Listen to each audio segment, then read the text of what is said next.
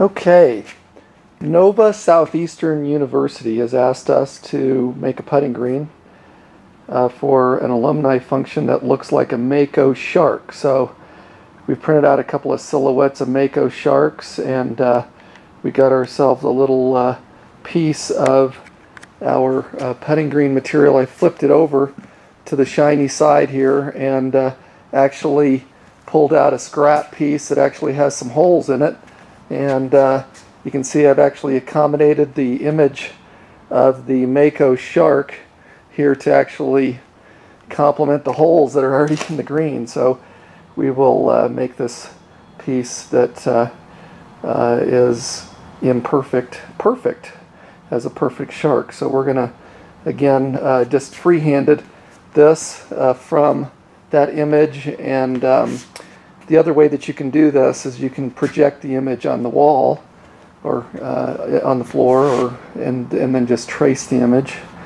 We don't have a projector, so we free-handed this, and I think it's going to probably turn out to be pretty good. You can sort of follow the lines. I first did this with a yellow highlighter to kind of get a feel for the shape, and then I went back over it with a black magic marker and didn't do it super dark, but what we'll do is we'll follow the black edge, the outer edge of the black line here, and try to cut it as straight as we can, and then we'll be back to flip it over. All right. All right, so what I'm going to use as a cutting tool is a brand new blade here. This is just a box cutter, and we're going to just put this blade in.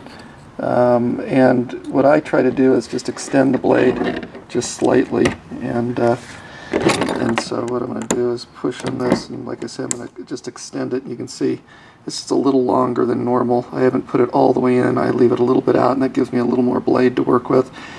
And so I'm just going to start, find a place, and this is as good a place as any, and this is, right where the dorsal fin meets the body. So I'm going to start cutting here, and I'm going to hold the knife as straight as I can, and I'm going to turn off the camera now so I can focus on that, and then we're going to go all the way around the outside of that black line, and I'll be back with you in a minute. Okay, we've now cut all the way around the tracing, and I'm just going to lift the shark right out of here, and you can see I've made a pretty clean line here, and obviously I cut it on a firm surface. In this case, this is concrete, and this is something that you have to have as a firm surface you can cut all the way to the ground with, so that it comes out clean. And then we're just going to flip this over to get to the putting green side. Okay, so now we got the fuzzy side out, and voila, we got a Mako shark with 3 holes in it. And I'm not a Mako shark expert, but I'm going to say that looks a lot like a Mako shark. Okay, here we are, a little more elevated so we can see most of it here.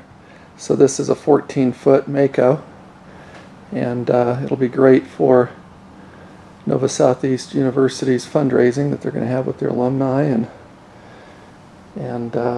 didn't know if we could do it, and happy that we're going to be able to provide them with something that functions. Happy to provide. So we didn't know if we could do it, but we're happy to provide them with a functioning Mako putting green. Now those 2 cups are going to be hard to get to.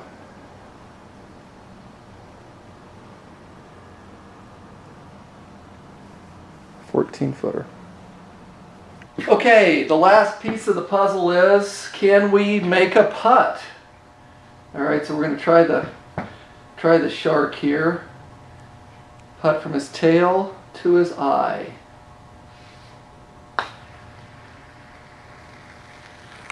Bingo!